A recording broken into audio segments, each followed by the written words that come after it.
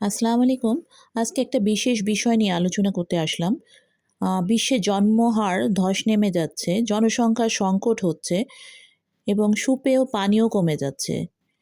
কিন্তু বিশ্ব শান্তি নামে সম্পদ দখল এবং যুদ্ধ বিশ্ব এক নতুন অদ্ভুত যুগে প্রবেশ করছে।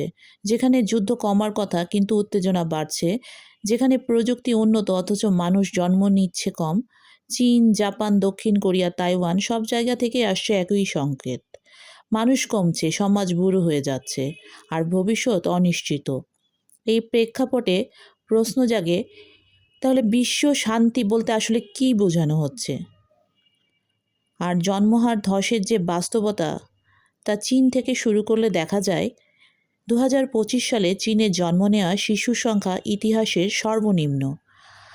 মৃত্যু জন্মকে ছাড়িয়ে গেছে টানা চতুর্থ বছর। তাইওয়ান এখন বিশ্বের সর্বনিম্ন জন্মহারের দেশ। প্রতি নারীতে গড়ে একটিরও কম সন্তান, মানে একটিও জন্মাচ্ছে না প্রতি নারীতে। জাপানে জনসংখ্যা নেমে এসেছে ৭ লাখের নিচে, আর জনসংখ্যা এক বছরে কমেছে ৯ লাখেরও বেশি। দক্ষিণ কোরিয়ার অবস্থা আরও ভয়াবহ। বিশ্বের সবচেয়ে কম জন্মহার আর আত্মহত্যার হার বিশ্বের মধ্যে সর্বোচ্চগুলোর একটি।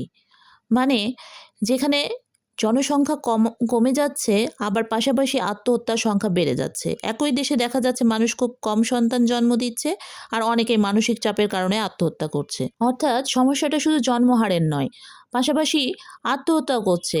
একটা সভ্যতাগত সংকট দেখা দিবে এবং এভাবে জনসংখ্যা তো শূন্যের কোঠায় গিয়ে সেসব দেশে পৌঁছাবে। ব্যাপারটা ঠিক এরকম। জনসংখ্যা কমলে ঠিক কী হতে পারে? শ্রমশক্তি কমে যাচ্ছে, কর আদায় কমে যাবে, সেনাবাহিনীতে লোক কমবে, অর্থনীতি দুর্বল হবে, আর সবচেয়ে বড় কথা, একটি রাষ্ট্রের ক্ষমতা ধরে রাখার সক্ষমতা কমে যাবে।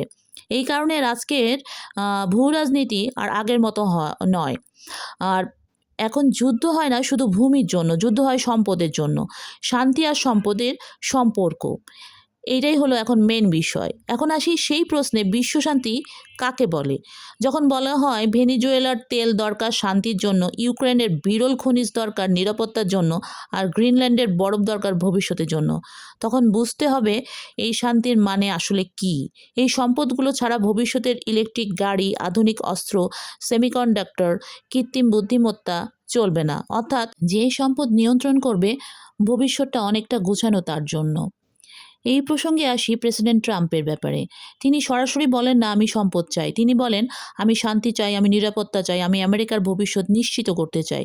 কিন্তু বাস্তবে সে ভবিষ্যৎ গড়ে ওঠে তেল, গ্যাস, রেয়ার আর্থ ম্যাটেরিয়ালস, খনিজ আর বরফের উপর। জনসংখ্যা কমছে বলে মানুষ আর মূল শক্তি নয়, সম্পদই এখন সবচেয়ে বড় অস্ত্র। তাই আগামী যুদ্ধের সঙ্গে যুক্ত হয়েছে আরেকটি ভয়াবহ সংকট, পানি। জাতিসংঘ বলেছে বিশ্ব এখন গ্লোবাল ওয়াটার ব্যাংকারেন্সির পথে। ভবিষ্যতের সংঘাত হবে পানি নিয়ে, খাদ্য নিয়ে, খনিজ নিয়ে, আর এই যুদ্ধগুলো হবে শান্তির নামে। তাই প্রশ্নটা আবার ফিরে আসে, বিশ্ব শান্তি আসলে কি? মানুষ কমে গেলে কি যুদ্ধ কমে, নাকি সম্পদের লড়াই আরও ভয়াবহ হয়? আজকের বিশ্বে শান্তি মানে আর যুদ্ধের অনুপস্থিতি নয়, শান্তি মানে কার হাতে ভবিষ্যৎ থাকবে। তাহলে এর মানে কি দাঁড়ালো? এটা কি সত্যিকারের শান্তি, না নতুন রকমের দখলদারিত্ব? জন্মহার কমে যাওয়ার পেছনে শুধু অর্থনীতি না, এটা এক গভীর মানসিক ভাঙন।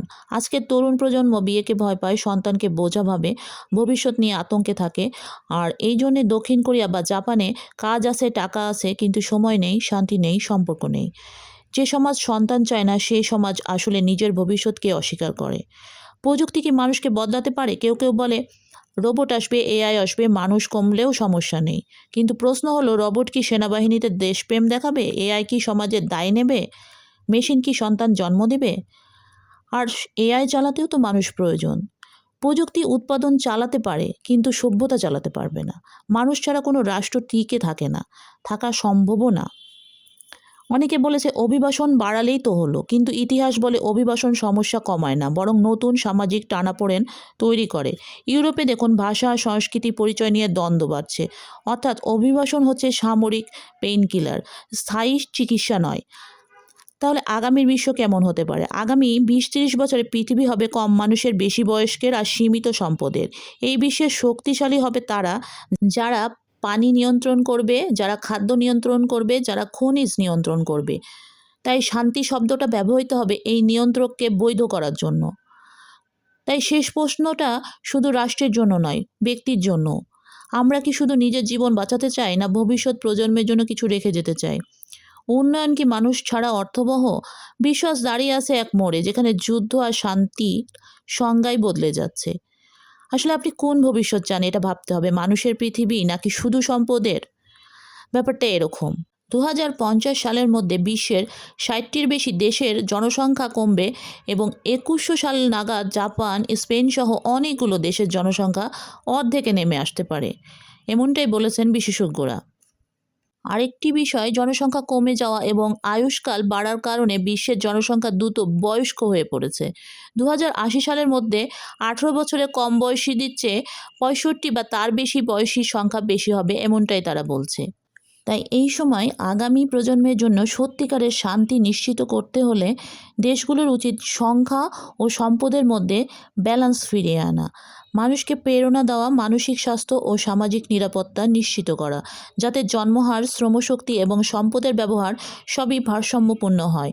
সংক্ষেপে বলতে, শান্তির নামে যুদ্ধ নয়, বরং মানুষের সংখ্যা এবং সম্পদের সুষ্ঠু সমন্বয়ই বাস্তব শান্তির পথ। ভালো থাকবেন, আবারও দেখা হবে ইনশাল্লাহ। আল্লাহ হাফেজ।